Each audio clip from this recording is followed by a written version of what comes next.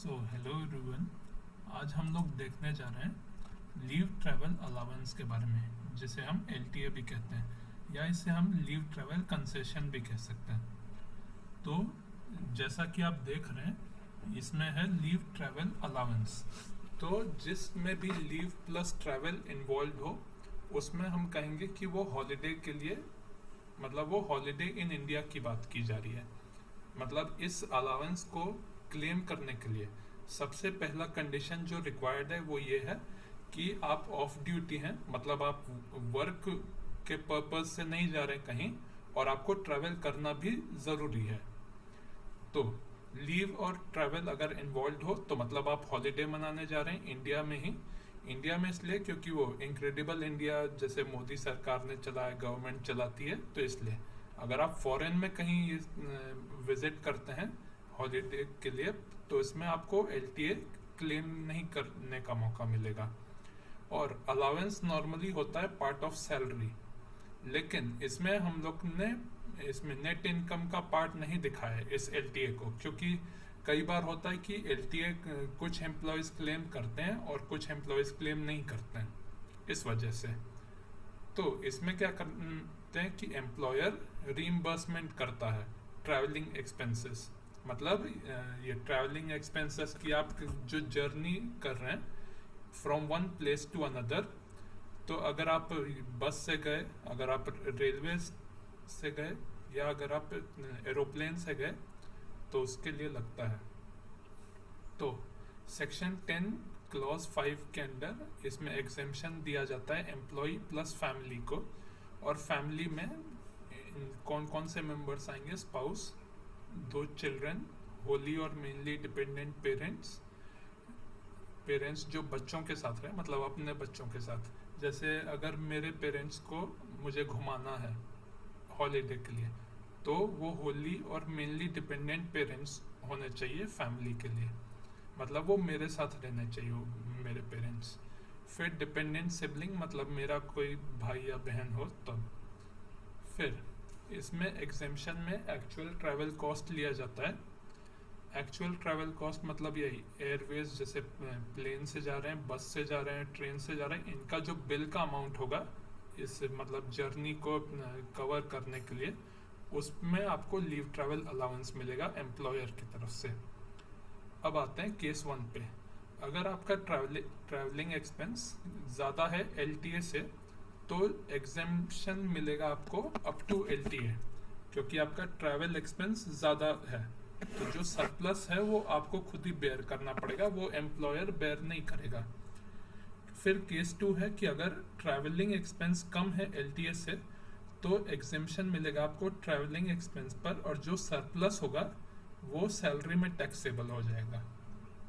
इसलिए इसमें लिखा था कि ये पार्ट ऑफ नेट इनकम नहीं है, मतलब कि ये पर्सन टू पर्सन पे डिपेंड करता है एलटीए। मतलब ये हो भी सकता है सैलरी में टैक्सेबल या नहीं भी हो सकता है, या तो इसको कोई एम्प्लॉय क्लेम कर भी सकता है एलटीए को या नहीं भी कर सकता है, तो इसलिए इसको पार्ट ऑफ नेट इनकम नहीं बोला जाता है। अब आते हैं एग्जेम्पशन पर। एग्जेम्पशन अंडर सेक्शन 10 क्लॉज 5 में जैसे एयरवेज, रोडवेज और रेलवेज की बात की गई है। तो एयरवेज में वही नॉर्मली एरोप्लेन में, तो एरोप्लेन में जो भी मैक्सिमम लिमिट है इकोनॉमी क्लास फेयर का, मतलब ये बिजनेस क्लास की बात नहीं कर रही, इकोनॉमी क्लास में, तो उस ये इकोनॉमी क्लास फेयर ये मैक्सिमम लिमिट है जो एम्प्लॉयर रीइंबर्स करेगा। और सेकंड कंडीशन ये है कि वो जर्नी का शॉर्टेस्ट रूट होना चाहिए, मतलब आप एक जगह से दूसरे जगह जाना चाहते हैं तो आप एक ही रास्ता पकड़ के जाएं, ना कि एक जगह कहीं रुकना पड़ा किसी प्लेन को, फिर किसी दूसरी जगह, फिर किसी तीसरी जगह, ऐसे नहीं। मतलब अगर आपने ऐसे किया तो ये लॉन्ग रूट हो जाएगा और आपको शॉर्टेस्ट रूट पकड़ना है एक जगह से दूसरी जगह का। और बस में है डीलक्स फेयर, रेलवेज में है यही first class fair maximum limit. ये डीलक्स फेयर मतलब वही जैसे महंगी बस जो होती हैं, तो वो है मैक्सिमम लिमिट बस के केस में। रेलवेज में first class fair maximum limit होती है, मतलब अगर आप ये स्लीपर में गए या थर्ड एसी में गए, सेकेंड एसी में गए, तो उतना ही रीइंबर्समेंट मिलेगा। फर्स्ट क्लास के फेयर जितना रीइंबर्समेंट नहीं मिलेगा एम्प्लॉयर की तरफ से। और इसमें भी शॉर्टेस्ट रूट होना चाहिए जर्नी का। मतलब कि यही, अगर आपको मुंबई से पुणे जाना है तो आप यही पे हैं, जैसे कहीं महाबलेश्वर में नहीं रुक सकते हैं, कहीं और नहीं रुक सकते हैं, ऐसा। और मैक्सिमम हॉलीडे जो है 2 जर्नीज इन 4 ईयर्स है, मतलब 4 ब्लॉक ईयर्स है। और इसमें जो ईयर्स है हम फाइनेंशियल ईयर नहीं कैलेंडर ईयर लेते हैं। आप ये भी कह सकते हैं कि एक जर्नी 2 साल के बीच में कवर करनी होगी, 2 ब्लॉक कैलेंडर ईयर्स के बीच में। अभी हमारा जो ब्लॉक चल रहा है करंट ईयर का 4 कैलेंडर ईयर्स का, वो रहेगा जनवरी 2022 से लेके दिसंबर 2025 तक का, मतलब 4 साल हो गए इसमें। तो इन 4 सालों में आप कोई एम्प्लॉय 2 बार जर्नी कवर कर सकता है हॉलीडे के लिए।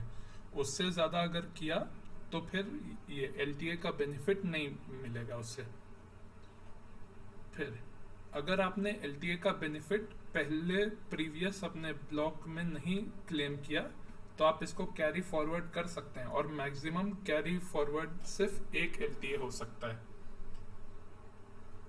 और ये जो आप एक एलटीए जो कैरी फॉरवर्ड करेंगे तो उसी फाइनेंशियल ईयर में आपको क्लेम भी करना पड़ेगा, और इसमें कोई आईटीआर फाइल करने की ज़रूरत नहीं पड़ती है इस एलटीए के लिए, क्योंकि ये एलटीए एम्प्लॉयर की तरफ से मिलता है। और एक और स्पेशल चीज़ मैं बता देता हूँ जो इसमें नहीं दिया है। एलटीए अक्सर एम्प्लॉय जैसे किसी स्कैम की वजह से भी एलटीए क्लेम करने की कोशिश करते हैं एम्प्लॉयज़। तो अगर ऐसा कुछ किए तो मतलब जैसे कोई फोटोशॉप करके टिकट बना दिए, या फिर ये मतलब किसी फ़्लाइट का टिकट निकाले फिर फ़्लाइट कैंसिल कर दिए, फिर उससे एलटीए का बेनिफिट डिराइव किए, तो अगर आपको इनकम टैक्स डिपार्टमेंट ना पकड़े तो सही है, अगर पकड़ लेती है तो फाइन भी लगता है और जेल भी हो जाती है। तो आई होप आपको एलटीए के बारे में काफ़ी चीज़ें समझ में आ गई होंगी। अगर आपको और कोई क्वेरी पूछनी हो तो आप कमेंट सेक्शन में लिख सकते हैं। Thank you.